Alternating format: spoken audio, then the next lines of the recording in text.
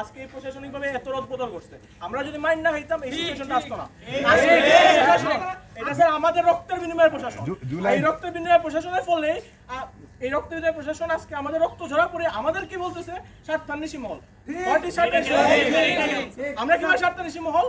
আমাদের উপর দোষ চাপানো হচ্ছে। আপনারা কি একটা কমেন্ট করেও প্রতিবাদ জানাইছেন না কোনো, অথবা প্রশাসন থেকে একটা নোটিশ দিয়েও প্রতিবাদ জানাইছেন না কোনো?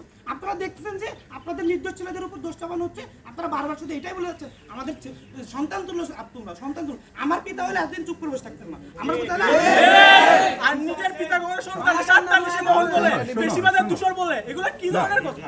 আমরা আজকে সকালে মিটিংয়েও বসছিলাম, সেখান থেকে আমরা এটা মোটামুটি নিশ্চিত হয়েছি যে হ্যাঁ ওনারা রিপোর্ট দিবেন ইনশাআল্লাহ।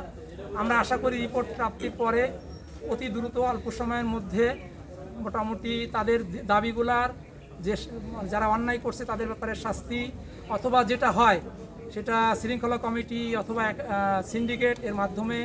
এবং আমাদের সবার একটাই কথা যে স্ট্যাগন্যান্ট অবস্থায় লম্বা সময় রাখা যাবে না।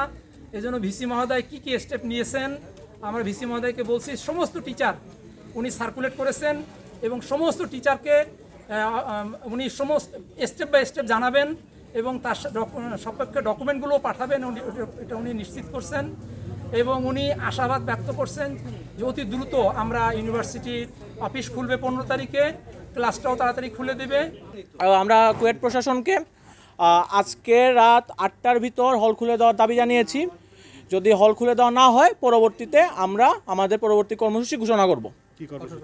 এটা আমরা এখন বলতেছি না, আমরা পরবর্তীতে পরবর্তী কর্মসূচি আমরা নিজেরা আলোচনা করে ঘোষণা করি। 8টা পর্যন্ত আমরা অপেক্ষা করবো, সবাই এখানে আসি অবস্থান করতেছি। এবং যদি আমাদের দাবি মানা না হয়, দাবি মেনে হল খোলা না হয়, তখন আমরা পরবর্তী কর্মসূচি কী হবে আমরা নিজেরা মিলে কথা বলে ঠিক করে জানিয়ে দেব।